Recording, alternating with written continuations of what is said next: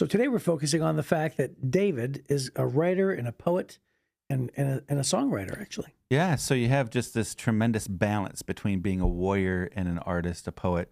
And we're going to look at how David worships God, and he worships him in a very manly way, we're talking about victory and battles, and at the same time, totally dependent on God. So that's what we're talking about today in HC Daily.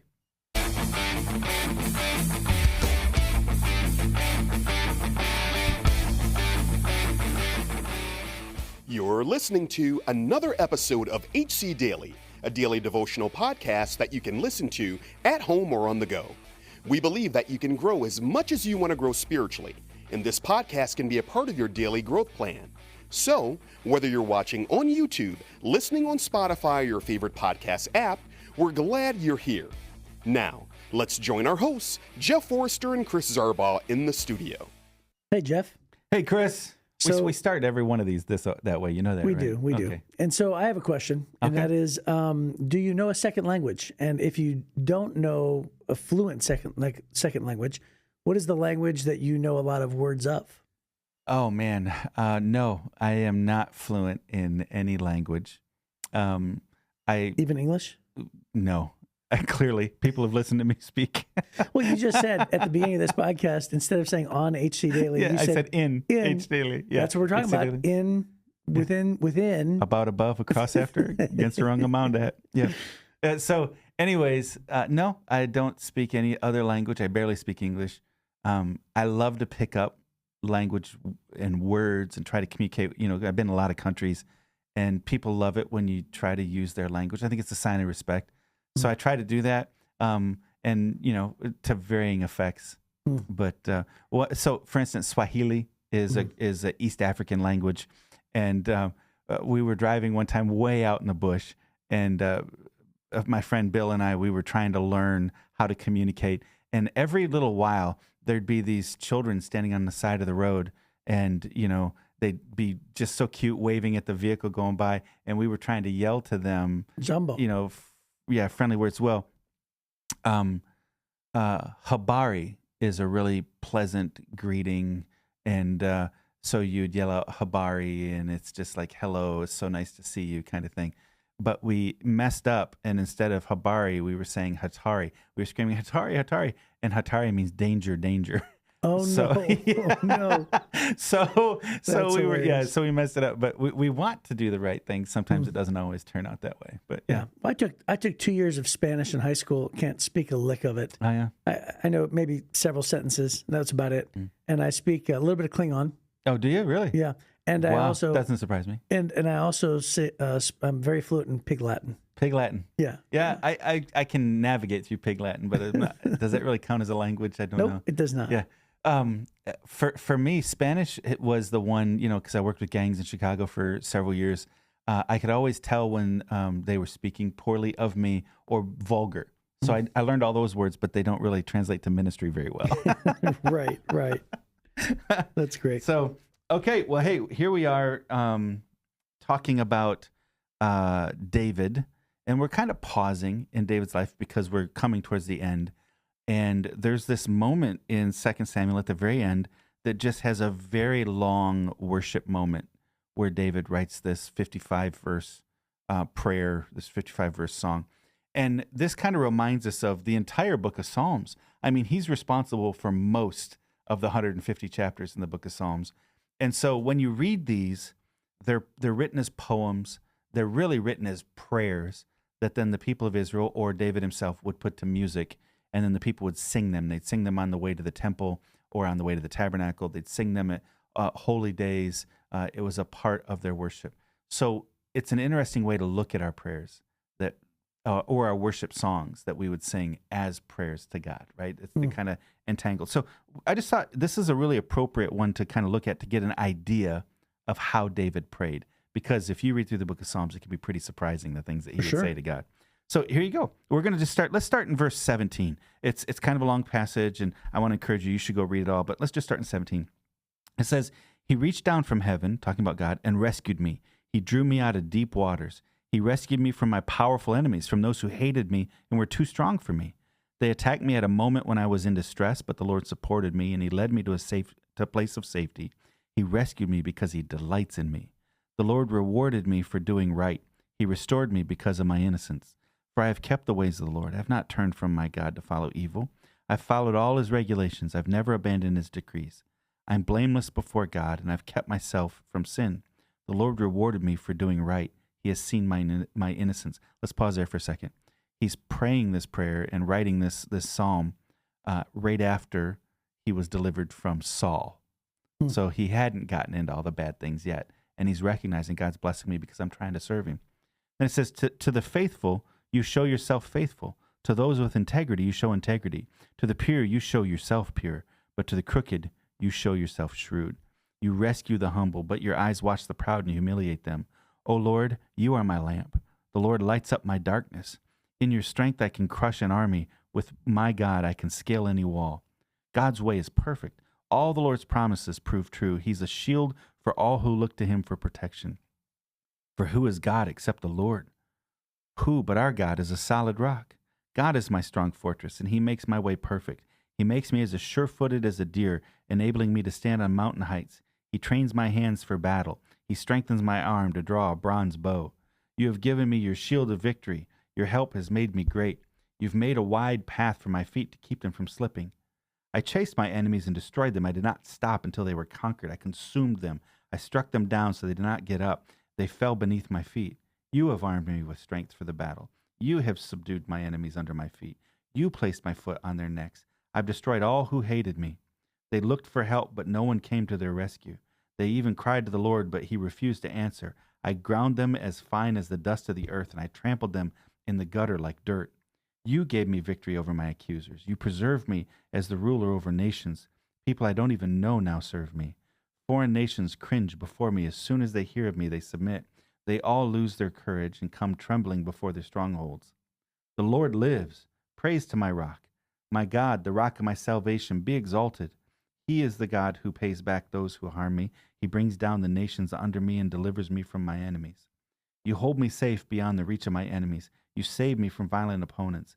For this, O Lord, I will praise you among the nations. I'll sing praises to your name. You give great victories to your king, and you show unfailing love to your anointed, to David and all his descendants forever. Yeah, so that's a lot. Yeah. And a lot of it's about his enemies. Sure. But a lot of it is about the success that God has given him and the favor that God has given him and all the praise and the glory going back to God. Right, right.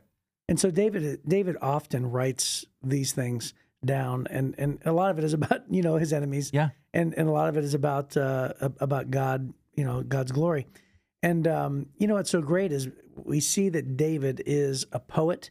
We already know that he's a fantastic harpist. Mm-hmm. So he's a musician. Yeah. Right. And then and he expresses and he sings these. A lot of these he sings. Yes. And so do you think this is a song? Is this recorded as a song? Yeah, absolutely.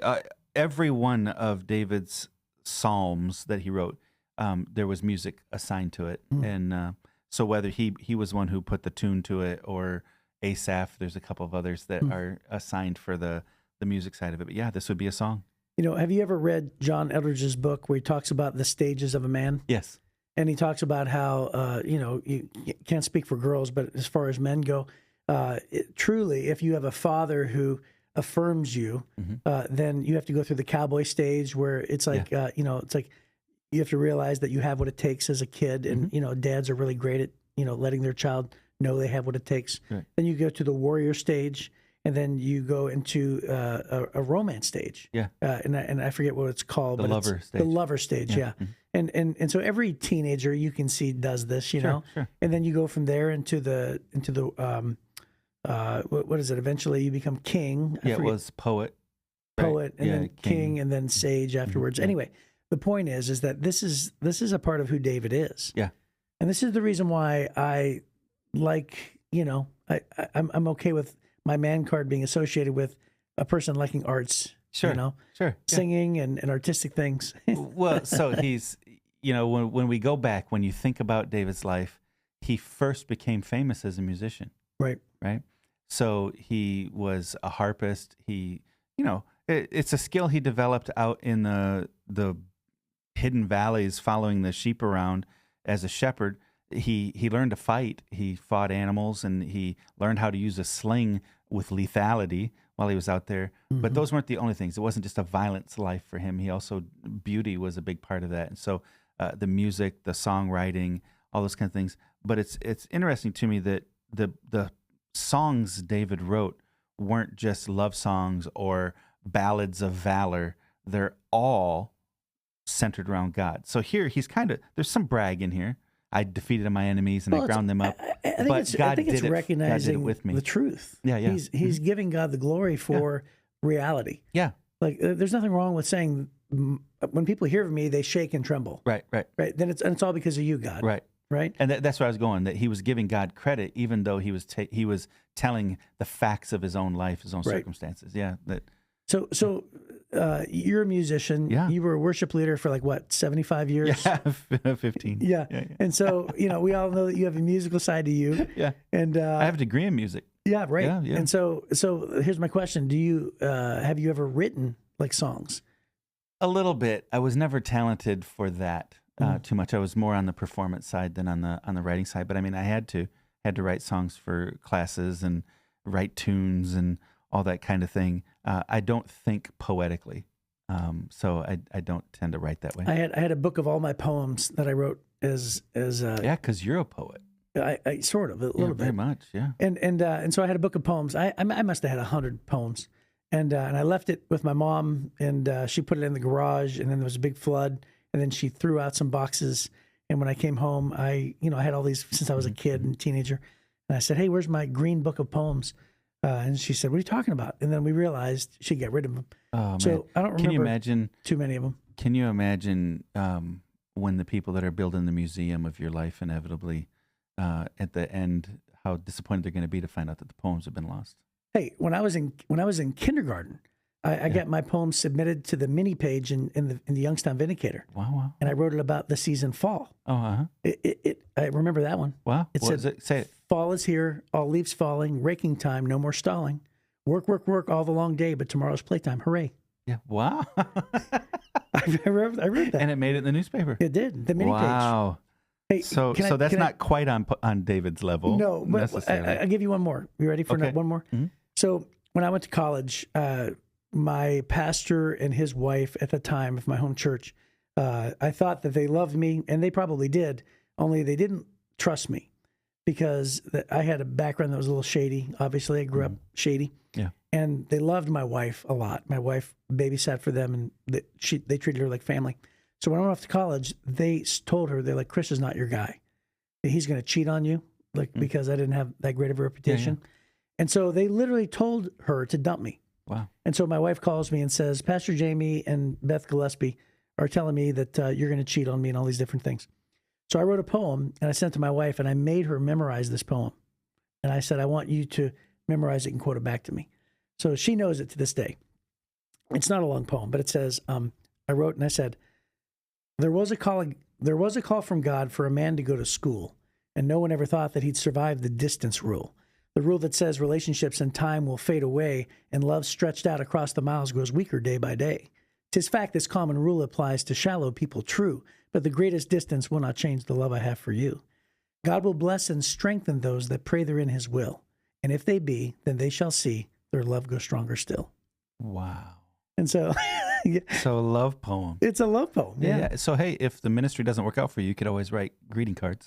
Maybe so. But, yeah. but hey, my wife appreciated it at the time. It was a really big deal. Yeah. Well, okay. That's nice. So back to David, if you don't mind. Can we so I think that there's some value talking about taking some learning from King David. And I'm sorry for that. That was funny. Taking some learning from King David. You know, if you have children that are particularly artistic, maybe for balance, let's teach them the outdoorsy stuff like David had. Mm-hmm. Or if you have the kid that has no real interest in those other, in the artistic side, and they've got all the other skill sets, the sports, whatever, there's some real value in, hey, get your kid in band when he's in 5th or 6th grade, and or get him in choir, or get him on the stage, something where you're developing this other side. There's some, they used to call that, after the Enlightenment, the Renaissance man, a guy like Da Vinci, who had so broad of a worldview, and it was because he had so many different skill sets that he was able to develop. And I think you're developing more and more and more of balance in your life when you have both the artistic side and the physicality that David had. So incredible warrior, incredibly courageous. And sometimes you can get a little top heavy maybe, or a little bent to one angle if that's all you ever pursue. So there's some value in it. Not that you'll ever be the world's greatest. Right. It's just kind of to provide a balance, a beauty. If all you ever do is listen to rap music, then that's the only thing you're ever going to know. Expand your horizons. Reach out and learn to listen to, Chopin or some classical pieces or whatever. If all you ever do is play video games, man, it'd be great to get into theater instead, right? And learn that there's something about the other side of your brain, right? To learn to develop it, at least an appreciation for. You don't have to become an expert at, but an appreciation for the other side. And for me, what it really does is it sort of puts the spotlight on the fact that God creates us with so many different dimensions where, there's a lot of depth to who a person is. Yeah. And think about that. When God created us, he created us to have the ability to not only excel in this arena, but also to be this way. And there are a lot of people who are well-rounded, like David, who excel in all of these, arenas of their lives. To me, it's just a reflection on how God made us so wonderfully. Yeah. And there's so much depth to the human soul and to the human heart and to our, personalities. And it's all attributed to the fact that God created us in his image and we are beautifully and wonderfully made. Yeah. And so learning to appreciate not just the thing that you are most attracted to, but learning to at least appreciate the complexity or the beauty or the difficulty of other things maybe that you're not super attracted to, so that you can have maybe an expanded influence. One of the things that I think has given you and me both the opportunity to have influence among a very diverse group of people is all of the different appreciations and things. I mean, you here you are, you're writing poems, you appreciate theater, you're a movie guy, you love Maverick, right? All that kind of stuff. You can sit down and talk about boats and fishing and a global event that you went to and travel and all these things. And what happens is the more experiences you open yourself up to and the more things you learn to delight in, the easier it is for you to have a conversation with other people and begin to put yourself into their life and to God open the door for influence with them, because you have such a broad view. You can talk about so many different things. And there's really something special about a person who's that open-minded, that they can read different things, that they can learn different things. And I think that that's one of the reasons why God uses people like you, people like me, to have an impact over large groups of people, is because he's given us lots of experiences. Yeah, and that's awesome and beautiful. And it's probably true of so many other people who are listening to this right now. And I would just say, here's another aspect we can kind of glean from I would this say, chapter. I think we worked at it. Oh, yeah. Right, we worked at intentionally developing this broad experience, and that just makes you more valuable to more people. Yeah, I agree. Lets you serve more people. I agree. So one of the things we're going to pull out of this chapter that we've read is, I believe that that writing things down are also therapeutic. Right? So think about, just how wonderful it was probably, for David to have written these things down and then to express his thoughts on paper. And it's not only a form of worship, but it's also, it's just therapeutic. And so sometimes when we have thoughts, if we don't write them down, they don't really become as rock solid in our lives. To be able to identify these things, I think is just a great form of worship. I think that a lot of us should probably put that into practice more often. I think so too. To put our thoughts and feelings down on paper. Yep. Especially when it comes to worshiping God. Especially when God shows you something new in his word or something new in your life. So, hey, I think that's a great place to end. Yeah, me too. Yeah. So we'll just pick it up next time as we continue with David and his sons. Thank you for joining us today. If you enjoyed this podcast, please help us spread the word by liking this episode and sharing it on your social media platforms. Be sure to leave a comment and review, and don't forget to give us 5 stars. When you do, you help us reach even more people who need a daily devotional like HC Daily. If you'd like to hear more from Chris and Jeff, they're both teaching pastors at Heritage Church, located in Southeast Michigan. You can get more of their messages by clicking on the Messages tab at heritagechurch.com. Be sure to join us again soon for another episode of HC Daily.